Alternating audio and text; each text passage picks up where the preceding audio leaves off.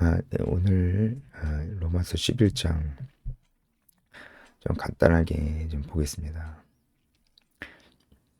어, 오늘 말씀 두 부분으로 좀 나눠서 볼 수가 있는데 1절부터 6절까지 그리고 이제 7절부터 그 이하까지 좀 나눠서 볼 수 있겠습니다.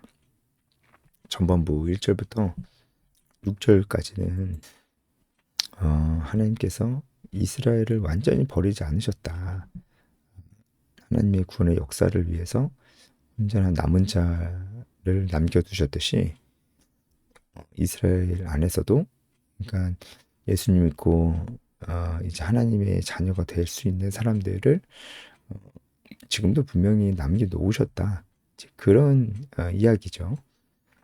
이스라엘을 완전히 버리신 것이 아니고 이스라엘 유대인들 안에서도 이제 예수님을 믿고 그리스도인이 될 수 있는 사람들이 나올 수 있다. 이제 그 이야기를 하면서 그 증거로 바울 자신이 예수님을 믿고 그리스도인이 된 것에 대해서 얘기를 하고 그리고 엘리야 시대 때 바알에게 무릎 꿇지 않는 7천 명의 이야기를 합니다. 바울 자신과 그리고 그 7천 명들이 바알에게 무릎 꿇지 않는 7천 명이 곧 하나님께서 지금도 동일하게 이스라엘의 남은 자들을 남겨두셨을 것이라는 것을 이제 증거해 준다라는 겁니다. 아, 이 남은 자 사상에 대해서 좀 알아야 돼요. 구약에서는 언제나 하나님께서 구원의 역사를 이어가시는데 이렇게 심판을 하실 때도 모두 다 심판하지 않으시고 항상 남겨두셔요. 남겨두신단 말이에요. 노아의 홍수 때도 노아의 가족들을 남겨두시고 소돔과 고모라를 멸하실 때도 롯의 가족들을 남겨두시고 예루살렘이 멸망할 때에도 포로로 잡혀간 이스라엘 백성들 남겨두시고 이렇게 하셨듯이 항상 남겨두시면서 하나님의 구원의 역사를 이뤄가시거든요. 이게 하나님의 긍휼과 자비의 증거죠. 그렇듯 지금 이스라엘 안에도 그렇게 하나님의 긍휼과 자비함을 입은 사람들이 분명히 있을 것이다. 그런 의미에서 남은 자가 분명히 있을 것이다. 이렇게 얘기를 합니다. 이제 바울도 그 남은 자 중에 한 명이고 그리고 그 아합 왕의 시대 때 그 어두운 이스라엘의 역사 가운데서도 하나님께서 바알에게 무릎 꿇지 않는 7천 명을 남겨두셨다는 얘기를 하고 있습니다. 참 이걸 보면서 여러분 어떤 생각이 드십니까? 저는 참 하나님께서 지금도 이 남은 자들을 이어가신다. 그러니까 하나님의 구원의 역사를 이어가는 남은 자들을 지금도 남겨두셨다. 그렇게 믿습니다. 물론 이제 저렇게 그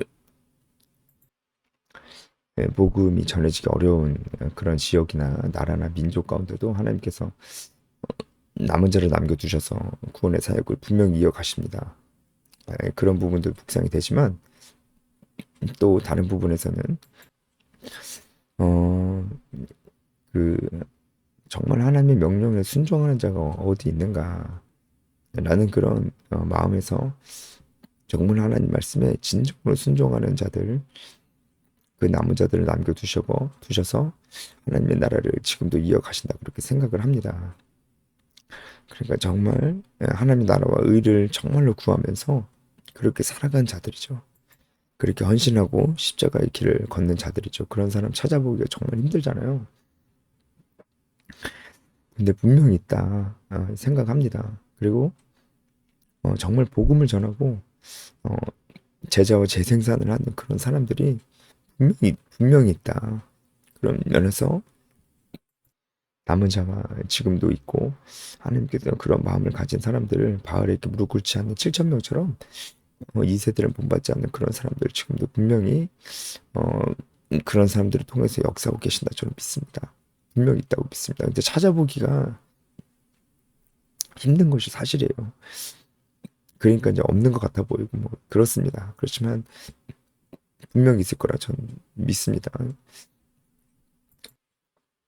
참 그런 사람들을 만나보고 싶기도 해요. 네.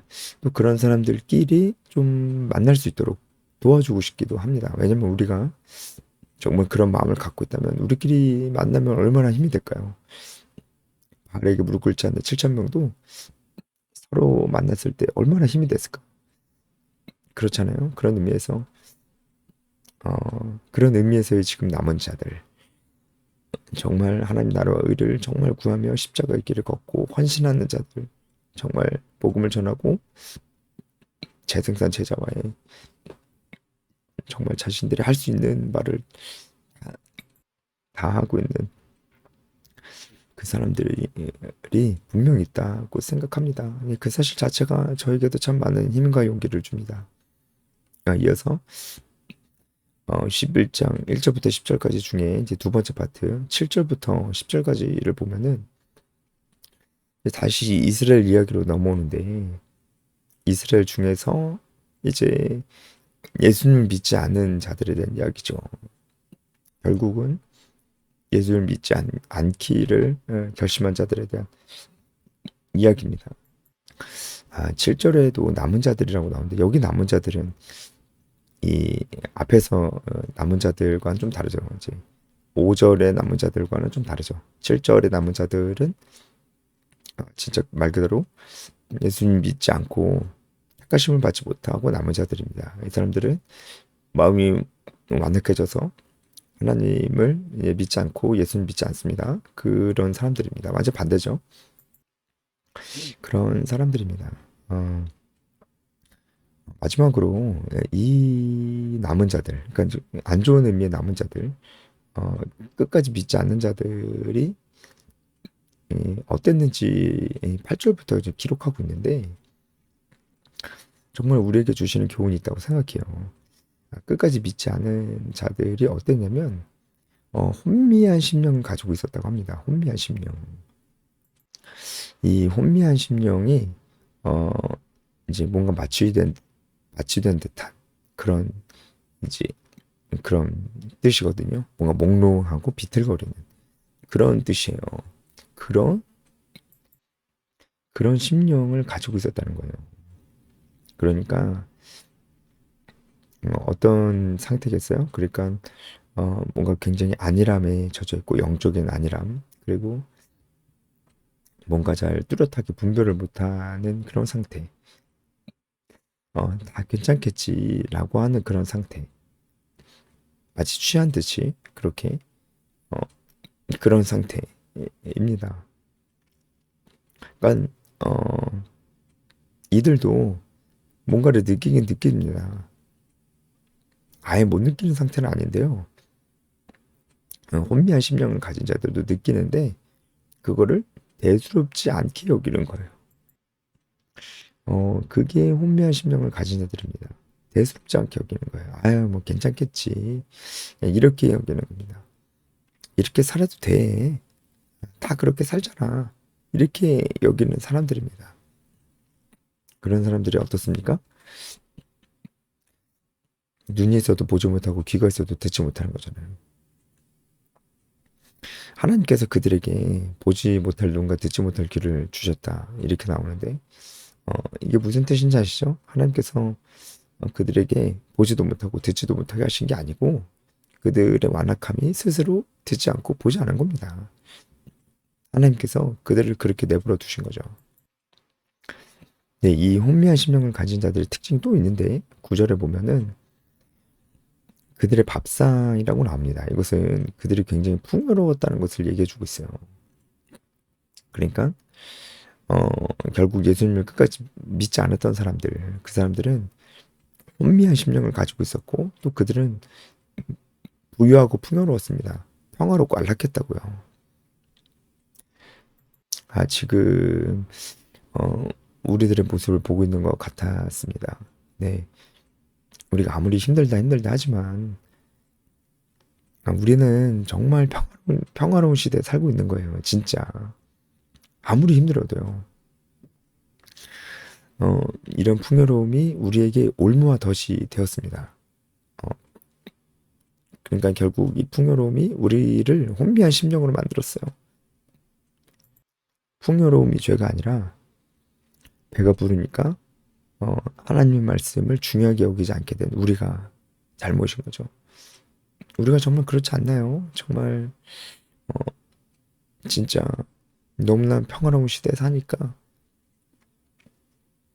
자기의 자아 실현, 정말 젊음, 젊음을 즐겨야 되고 뭐 이것저것 여행 다녀야 되고 참,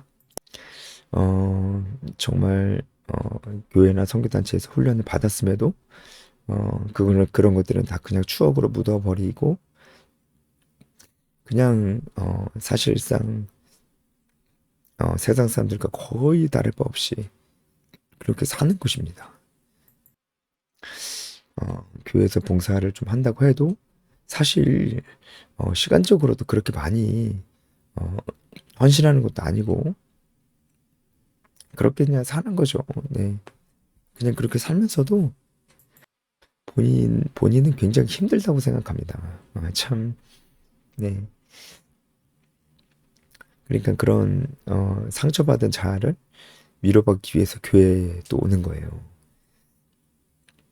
자아 실현에 실패한 자기 자신을 위로하러 예수님을 찾는 겁니다. 참 우리의 시대를 보는 것 같았습니다. 그래서 그들의 눈은 흐려보지 못하고 그들의 등은 항상 굳게 하옵소서. 등이 항상 굳게 하옵소서라는 것은 미끄러지다는 뜻이에요. 그러니까 결국은 그들의 어리석음이 그들 스스로를 미끄러지게 한다는 것입니다. 참, 네. 우리가 이런 시대에 살고 있는 것이 아닌지, 혹시 우리의 모습이 이렇지 않은지를 돌아보면 좋겠습니다. 여기까지 하겠습니다.